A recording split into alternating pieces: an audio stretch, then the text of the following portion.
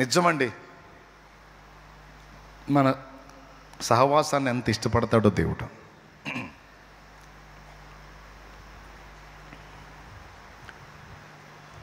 ఆయన సహవాసాన్ని ప్రేమించి ఆయన సన్నిధి కోసం పరితపించే వాళ్ళు ఎంతమంది ఈరోజు సమాజంలో.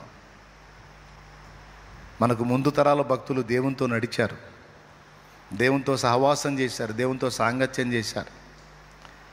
వాళ్ళ దగ్గరికి ఎంత తగ్గించుకొని వచ్చాడో తెలుసా ఆయన. మీరు నమ్ముతారో నమ్మరో, డైరెక్ట్గా వ్యక్తిలాగా వచ్చాడు వాళ్ళ దగ్గరికి. వ్యక్తిలాగా వచ్చి కూర్చున్నాడు, వాళ్ళతో సహవాసం చేశాడు.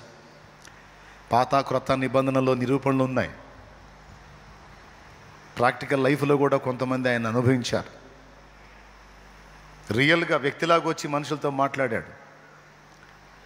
గతంలో చెప్పాను నేను, కొంతమంది వ్యక్తుల దగ్గరికి ఆయన వ్యక్తి రూపంలో వచ్చి మాట్లాడిపోయాడు. అసలు దేవుని కొరకు ఆకలి ఎంతమందికి ఉంది? అసలు తమంతట తాము హృదయమంతటితో దేవునికి వెళ్ళి ఎవరు తిరుగుతారో, దేవుని గురించి ఎవరు ఆలోచిస్తారో, దేవుని కోసం ఎవరు పరితపిస్తారో వాళ్ళని దృష్టిస్తూ ఉంటాడు ఆయన. దావీదు మనసు అలా పరితపించింది, దావీదుకు అందుబాటులోకి వచ్చాడు దేవుడు.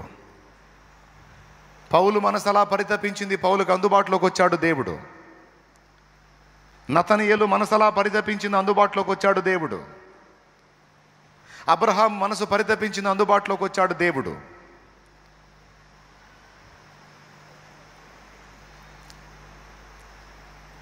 ముంగమూరి దేవదాసయ్య గారి పేరు ఎంతమంది విన్నారు? బైబిల్ మిషన్ వ్యవస్థాపకులు. చిన్న ప్రాయములో ఆయన ఉన్నప్పుడు, చాలా చిన్న ప్రాయం నుంచి ఆయన దేవునితో నడిచిన భక్తుడు. 6 ఏళ్ల ప్రాయములో ఆయన ఉన్నప్పుడు తల్లిదండ్రిని కోల్పోయాడు.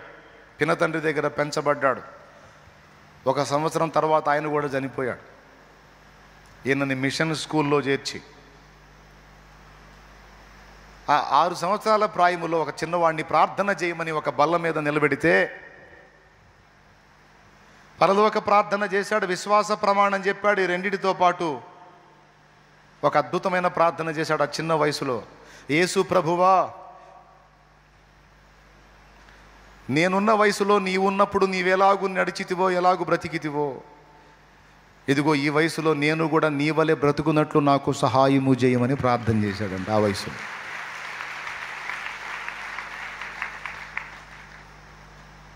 ఆ చిన్నవాడిని ఉంచుకోవడానికి మిషన్ ఇష్టపడకపోతే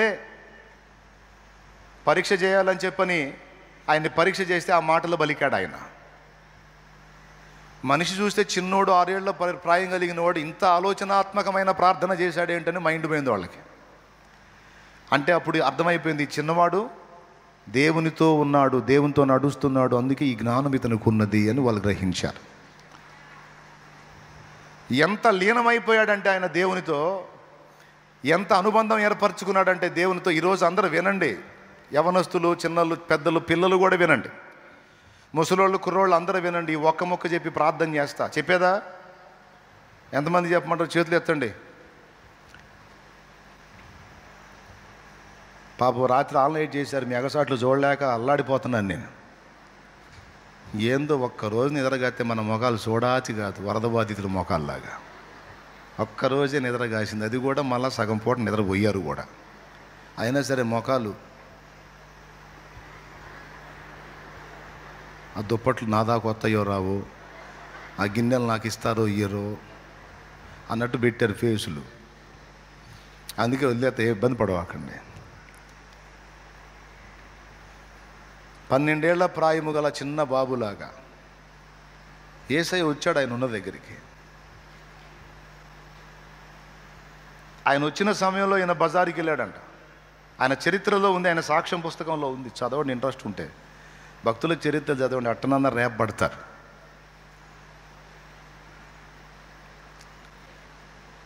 ఆయన బజారుకి వెళ్ళాడు. అప్పుడు వచ్చాడు ఒక చిన్న పిల్లవాడు, ఆయన వయసు పిల్లవాడిలాగా వచ్చి దేవదాస్ దేవదాస్ అని 3 సార్లు పిలిచాడంట. ఆయన అక్క వరసయ్య, ఆమె ఉంది అక్క. లేడు బాబు అని చెప్పిందట. సరే నేను వచ్చి వెళ్ళానని చెప్పు అన్నాడు. ఎవరో బాబు వచ్చాడు, దేవదాస్ నీ కోసం వచ్చేలేనని చెప్పమన్నాడు. ఎవరు వచ్చారో ఆయనకు తెలుసు. ఆయన ఎవరితో స్నేహం చేస్తున్నాడో ఆ ప్రాణ స్నేహితుడే వచ్చిపోయాడు. ఆ ప్రాణ స్నేహితుడే వచ్చిపోయాడు. బహుశా నాకు తెలిసి ఆ టయానికి ఆయన దగ్గర కూర్చుంటాడేమో. మళ్ళీ మరుసటి రోజు కూడా వచ్చాడు. ఈయన మళ్ళీ బజారుకు పోయాడు. ఏదో తెమ్మని పంపిస్తున్నారు, మరి పెద్దలకు విధేయత చూపాలి కదా. ఆయన వచ్చే టయానికి ఈయన పోతున్నాడు. మళ్ళీ వచ్చి మళ్ళీ పిలిచి 3 సార్లు దేవదాస్ దేవదాస్ 3 సార్లు. లేడు బాబు, రోజు వస్తున్నావు, నువ్వు వచ్చే టయానికి బజారుకి వెళ్తా ఉన్నాడు. సరే నేను వచ్చానని చెప్పు అని మళ్ళీ పోయాడు.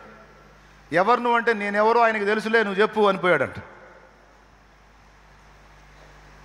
మళ్ళీ వచ్చినప్పుడు చెప్పింది అక్క, ఆ బాబు ఎవరో విచిత్రంగా ఉన్నాడు రా, నిన్ను అడుగుతున్నాడు, నువ్వెవరో చెప్పంటే నేనెవరో ఆయనకు తెలుసులే, నేను వచ్చానని చెప్పని పోతున్నాడు, ఎవరు అని అడిగింది. ఈయనకు తెలుసు ఆయన ఎవరో. మళ్ళీ 3వ రోజు కూడా వచ్చాడు. 3వ రోజు కూడా వచ్చి దేవదాస్ దేవదాస్ అని పిలిచి ఆయన బజారుకు పోయాడని తెలుసుకొని చెప్పినప్పుడు మళ్ళీ అదే చెప్పాడు, నేను వచ్చిపోయానని చెప్పు. ఆయన నడుస్తా వెళ్తా ఉన్నాడంట. బాబు రోజు వస్తున్నావు, పిలుస్తున్నావు, నేను వచ్చిపోయానని చెప్పు అంటున్నావు, నేనెవరు ఆయన తెలుసు అంటున్నావు, ఎవరు, నీ పేరేంటి అంటే పోతానే ఆ మలుపు తిరుగుతా ముందుకెళ్ళాడు. నా పేరు వాక్యం అనిపోయాడంట. నా పేరు వాక్యం. ఆ మాట విని ఈమె, ఏంది ఈ పేరు విచిత్రంగా ఉంది, వాక్యం ఏందని కొంచెం పరుగున ముందుకెళ్ళి చూస్తే ఎవరు కనపడలే అక్కడ.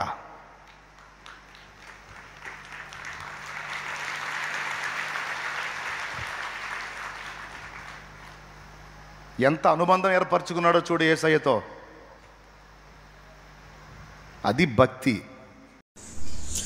ఇంతవరకు ఓపికతో విన్నందుకు మీకు అందరికీ కృతజ్ఞతలండి. ఇంతవరకు నా ఛానల్ సబ్స్క్రైబ్ చేసుకోకపోతే దయచేసి సబ్స్క్రైబ్ చేసుకోండి, లైక్ చేయండి, షేర్ చేయండి. ఇంకా లేటెస్ట్ వీడియోల కోసం బెల్ ఐకాన్ మీద క్లిక్ చేయండి.